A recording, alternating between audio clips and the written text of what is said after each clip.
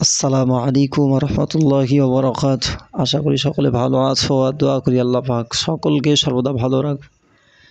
আল্লাহ সকলকে হায়াতে দারাজ করুক, রোগ শোক বালা মুসিবত থেকে হেফাজত করুক। সকলে বলি আল্লাহুম্মা আমিন। আজকে আলোচনা করব নবী রসুলগণের প্রতি ঈমান।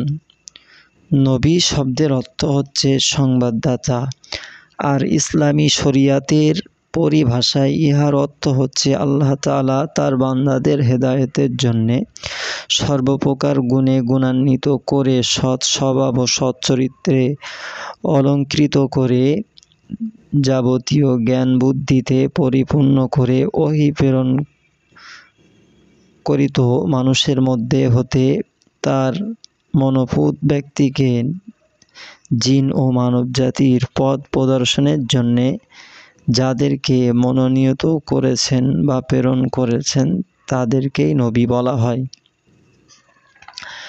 নবী শব্দের বহু বচন হচ্ছে আম্বিয়া। নবীদের সংখ্যা নিয়ে মতভেদ আছে। কারো মতে 1,24,000, আবার কারো মতে 2,24,000। এই নবীগণের মধ্যে যাদের নিকট আল্লাহ তাআলা ওহীর মাধ্যমে কিতাব প্রেরণ করেছেন তারা হচ্ছেন রসুল। আল্লাহ রব্বুল আলামিন ওহীর মাধ্যমে যে রসুলকে যে হুকুম আহকাম ও বিধিবিধান প্রেরণ করেছেন তারা সেই মোতাবেক তাদের উম্মতগণকে পথ প্রদর্শন করেছেন। এতে তারা কোনো ভুল ত্রুটি করেননি, বরং তাদের মধ্যে অনেকেই মানুষের দ্বারা লঞ্চিত হয়েছে এবং অনেক কষ্ট ভোগ করেছেন। আল্লাহর নবী রসুলগণ নিষ্পাপ ও দোষ ত্রুটি মুক্ত, সত্যবাদী ও ন্যায়পরায়ণ ছিলেন। তারা অন্যান্য মানুষের ন্যায় সামাজিকভাবে জীবনযাপন করেছেন। তারা বিবাহ শাদী করেছেন, তাদের সন্তানাদিও ছিল। হালাল রুজির জন্যে তারা রোজগার করেছেন, ব্যবসা বাণিজ্যও করেছেন। নবী রসুলগণ আমাদের মতোই মানুষ ছিলেন, তবে নবীরা সম্পূর্ণ আলাদা। তবে পার্থক্য এই যে তাদের নিকট আল্লাহর নিকট হতে ওহী নাজিল হতো এবং তারা নিষ্পাপ ছিলেন।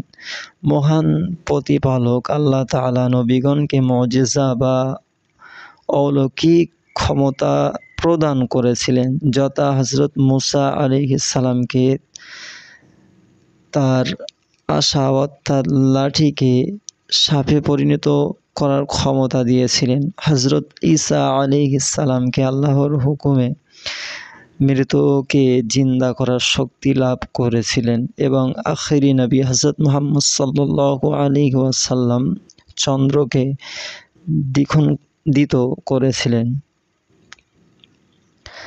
তিনি তার নবীদের ভিতরে অনেককে খেতাবে ভূষিত করেছেন, যেমন হযরত ইব্রাহিম আলাইহিস সালামকে খলিলুল্লাহ, হযরত ইসমাঈল আলাইহিস সালামকে জাবিহুল্লাহ, হযরত মূসা আলাইহিস সালামকে কালিমুল্লাহ, হযরত ঈসা আলাইহিস সালামকে রুহুল্লাহ এবং হযরত মুহাম্মদ সাল্লাল্লাহু আলাইহি ওয়াসাল্লামকে রাহমাতাল লিল আলামিন খেতাবে অলঙ্কৃত করেছেন। তাই আমাদেরকে এই নবী রসুলগণের প্রতি বিশ্বাস স্থাপন করা ফরজ। তাদের কাজকর্মেতে সন্দেহ করলে বা অবিশ্বাস করলে সে কাফের হয়ে যাবে। আল্লাহ পাক রব্বুল আলামিন আমাদের সকলকে শোনা এবং বলার থেকে বেশি বেশি আমল করার তৌফিক দান করুক। সকলে বলি আল্লাহুম্মা আমিন। যদি ভিডিওটা ভালো লেগে থাকে তাহলে একটা লাইক, কমেন্ট, শেয়ার করে দেবে। আমার চ্যানেলে যারা নতুন, চ্যানেলটা সাবস্ক্রাইব করে দেবে। সকলে ভালো থাকবে, সুস্থ থাকবে, এই বলে আমার বক্তব্য ইতি করছি। আসসালামু আলাইকুম ওয়া রাহমাতুল্লাহি ওয়া বারাকাতুহু।